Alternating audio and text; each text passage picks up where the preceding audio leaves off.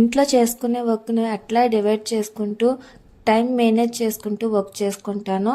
కంప్లీట్గా ఈ వీడియోలో మీకు షేర్ చేస్తాను.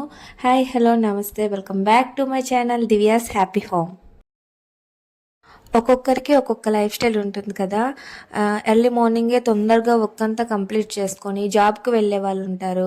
అలానే వర్క్ అంతా ఈ ఇంట్లో ఉండే వర్క్ అంతా ఒక్కరే చేసుకునే వాళ్ళు ఉంటారు. అలాగే హెల్త్ ఇష్యూస్ వల్ల కొంచెం వర్క్ చేయడానికి హెల్ప్ కోసం హెల్ప్ని పెట్టుకునే వాళ్ళు ఉంటారు. సో ఇట్లా ఒక్కొక్కరికి ఒక్కొక్క లైఫ్ స్టైల్ ఉంటుంది కదా. నా లైఫ్ స్టైల్ ఏంటి అనేది మీకు ఈ వీడియోలో కంప్లీట్గా షేర్ చేస్తాను. ఇది వెన్స్డే షూట్ చేసిన వీడియో అనమాట. ఎవ్రీ వెన్స్డే నేను ఏంటంటే ఇలా డస్ట్ అంతా క్లీన్ చేసుకొని ఈ బెడ్షీట్ మీద ఉన్న కవర్స్ అన్నీ చేంజ్ చేస్తాను. దివానీ కట్ కవర్స్ కూడా చేంజ్ చేస్తాను. డస్ట్ అంతా నీట్గా క్లీన్ చేసి తడిగుడ్డ పెడతాను. కానీ చెప్పడానికి ఒక 2 minutesలో అయిపోయింది కదా, కానీ ఇది చేయడానికి చాలా కష్టం. అందుకు అంతా పనిని ఒకేసారి పెట్టుకోను. డస్ట్ క్లీన్ చేసేసి ఈ బెడ్షీట్స్ కవర్స్ తీసేసి ఇల్లు తుడిచేసి ఇంకా స్నానం చేసి దీపం పెడతాను. ఇదంతా కూడా పిల్లలు వెళ్ళిపోయిన తర్వాత చేస్తాను. అంటే ఒక 9కి వెళ్తారు పిల్లలు. 8:30 9కి అట్లా వెళ్ళిపోతారు. 9 to 10 1 అవర్లో ఇట్లా డస్ట్ అంతా క్లీన్ చేసుకొని బెడ్ కవర్స్ తీసేసి ఇల్లంతా తుడిచేసి ఇంకా ఫ్రెష్ అయిపోయి దీపం పెడతాను. ఈరోజు పని ఎక్కువగా ఉంది కదా, ఆ పని అంతా ఒకేసారి చేసేస్తాను అని ఒకేసారి పని చేసేసి స్టామినా అంతా ఒకేసారి డౌన్ చేసుకోను. పనిని బట్టి ఏ టైంలో ఎంతవరకు చేయగలనో అంతవరకు పనిని చేస్తూ టైంని మేనేజ్ చేసుకుంటాను. ఎందుకంటే పిల్లలకి క్యారేజ్ కట్టాలి. 9కి వెళ్తారు కదా, 9:15 అట్లా టిఫిన్ చేసేసి వెళ్ళిపోతారు. తర్వాత నేను 10 తర్వాత నాది ఇంకా ఎట్టిపోయినా ఎక్కడ పనైనా అక్కడ ఉంచేసైనా నేను క్యారేజ్ వండటానికి క్యారేజ్ ప్రిపేర్ చేయాలి. మా పిల్లల స్కూల్ లంచ్ టైం 12:30కి అనమాట. నేను ఎట్టిపోయినా 12కి అట్లా నేను స్కూల్కి వెళ్ళి క్యారేజ్ ఇచ్చేస్తాను. అందుకే ఎంత పని అయినా 10కి ఖచ్చితంగా వంట చేయడానికి ఇంకా కిచెన్లోకి వచ్చేస్తాను. అయితే ట్యూస్డే నుంచి మా పెద్దోడు కొంచెం ఫీవర్గా ఉంది. ట్యూస్డే అంతా స్కూల్కి వెళ్ళలేదు. ఇంకా కొంచెం వెన్స్డే కదా ఇది షూట్ చేశాను. కొంచెం ఫీవర్ తగ్గింది. మార్నింగ్ ఫీవర్ సిరప్ పట్టి స్కూల్కి దిగబెట్టాను. వాళ్ళ స్కూల్కి మా ఇంటికి పెద్ద డిస్టెన్స్ ఏమి ఉండదు, దగ్గరే. కాకపోతే వాళ్ళకి అలవాటు అవుతుంది అని చెప్పేసి క్యారేజ్ పెడతాను. అయితే ఫీవర్ ఉంది కదా, ఈరోజు ఇంటికి తీసుకొచ్చి వాడి సిచ్యువేషన్ చూసి ఫుడ్ తినిపించేసి పంపించేద్దామని, పిల్లల్ని ఇంటికి తీసుకొచ్చేద్దామని అనుకుంటున్నాను. డస్ట్ అంతా క్లీన్ చేయడం అయిపోయింది. ఇంకా ఇల్లంతా క్లీన్ చేసేసి ఫ్రెష్ అయ్యి ఇంకా దేవుడికి దీపం పెడతాను.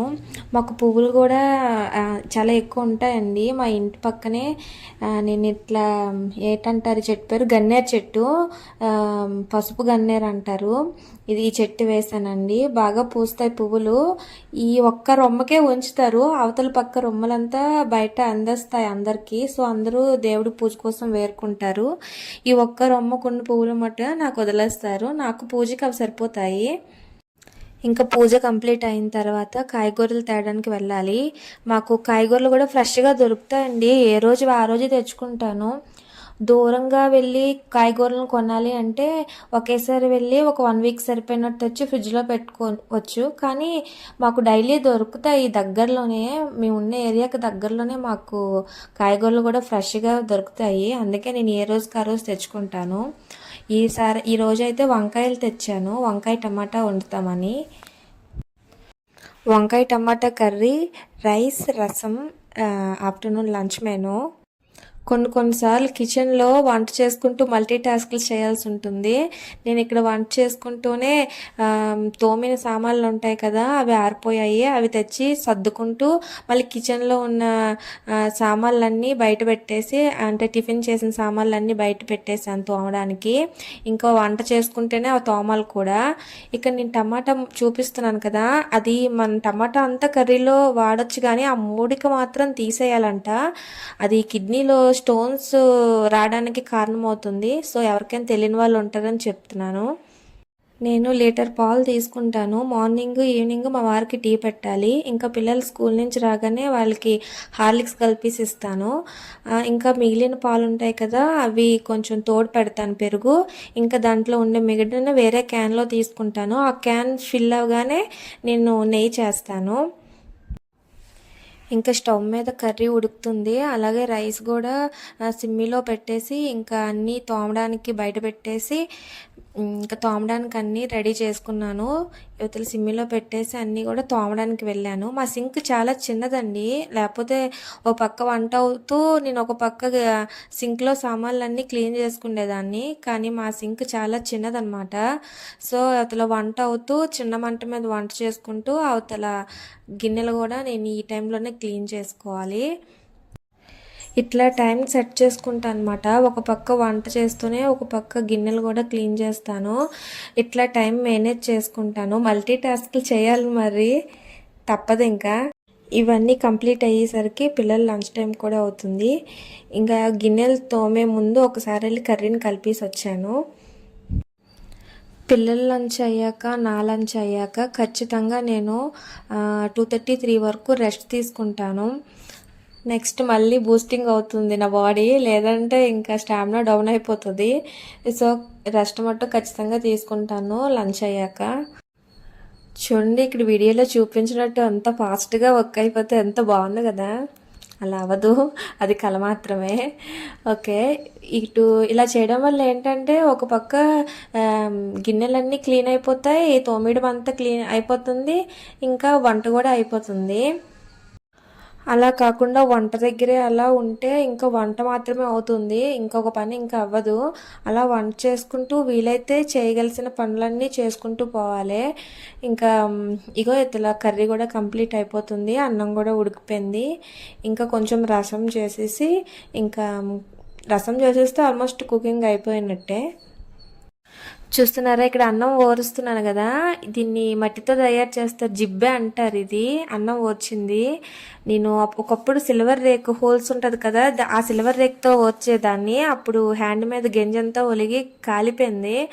అది 2-3 టైమ్స్ ఎక్స్పీరియన్స్ చేశా. సో ఇలా కాదని మట్టితో తయారు చేసింది జిబ్బు ఉంటుందని మా అమ్మ నాకు చెప్పింది. సో అది యూజ్ చేయడం వల్ల ఇప్పుడు కరెక్ట్గా మనం ఎలా వచ్చితే అలా ఉంటుంది. ఎవరికైనా కొత్తగా పెళ్ళయ్యి అన్నం వార్చడం రాని వాళ్ళు ఇది యూజ్ చేసుకుంటే బెస్ట్.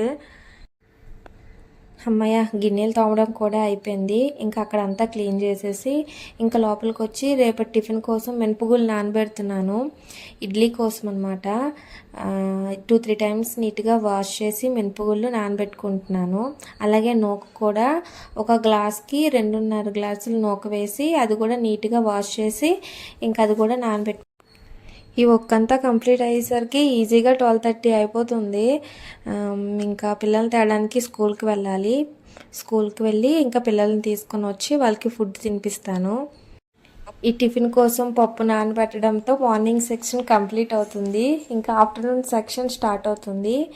ఇంకా పిల్లలు వచ్చి లంచ్ చేశాక ఇంకా నేను లంచ్ చేశాక కాసేపు రెస్ట్ తీసుకొని నెక్స్ట్ ఇంకా మళ్ళీ ఆఫ్టర్నూన్ పనులు చేసుకుంటాను. స్కూల్కి వెళ్ళి ఇంకా పిల్లల్ని తీసుకువచ్చేసాను. మన సబ్స్క్రైబర్స్ ఉంటారు కదా, హాయ్ చెప్పండిరా అంటే ఒకడికి అతి వినయం, ఒకడికి ఇంకా వేషాలు ఎక్కువ. చూడండి ఎట్లా చెప్తున్నారు. స్కూల్ నుంచి వచ్చారో లేదో ఇంకా కంప్లైంట్స్ స్టార్ట్ అయిపోయాయి. అమ్మ వీడు కొట్టాడు అంటే అమ్మ వాడు కొట్టాడు, అమ్మ నేను కొట్టలేదే అంటే అమ్మ నేను కొట్టలేదే అంటారు.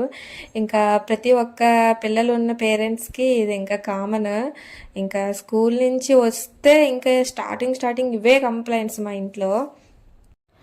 అందుకే మ్యాక్సిమం క్యారేజ్ కట్టేస్తాను. తినడం అలవాటు అవుతుంది, అల్లరి తగ్గుతుంది. ఇవన్నీ ఇంకా కర్రీస్ కూడా ఇంటి దగ్గర ఉంటే తినరు, స్కూల్లో ఉంటే తింటారు.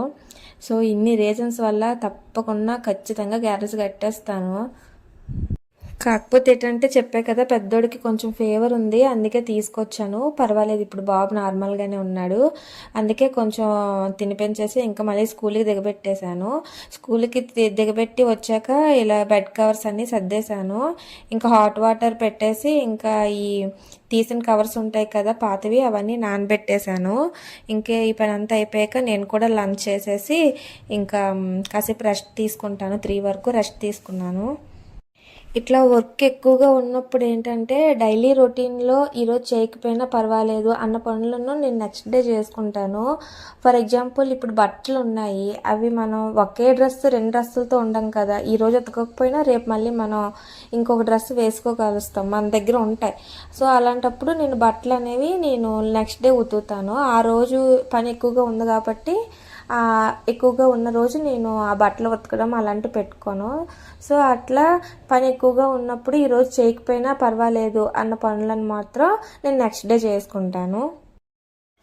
ఇంకా లంచ్ అయిపోయాక రెస్ట్ అయిపోయాక ఇంకా 3 అయ్యింది. ఇంకా లేచి ఇంకా తడిగుడ్డ పెడుతున్నాను. ఇంకా 3 నుంచి 4:30 ఇంక 1.5 అవర్ ఉంది నాకు పిల్లలు రావటానికి. ఈ 1.5 అవర్లో ఇంటికి తడిగుడ్డ పెట్టాలి, ఇంకా దేవుడి సామాన్లు తోమాలి, పప్పు గ్రైండర్ వేయాలి. పప్పు వేసాను కదా, టిఫిన్ కోసం నానబెట్టాను కదా, ఆ పప్పును గ్రైండర్ వేసుకోవాలి. ఈ 3 పనులు 1.5 అవర్లో అయిపోవాలి. ఇట్లా ఎంత టైంలో వర్క్ అయిపోవాలి అని పెట్టుకుంటే నేను చకచకా చేసుకుంటాను. లేదు అంటే అట్లా స్లోగా ఇంక 1.5 అవర్ కూడా ఒత్తుకొనే ఉంటాను.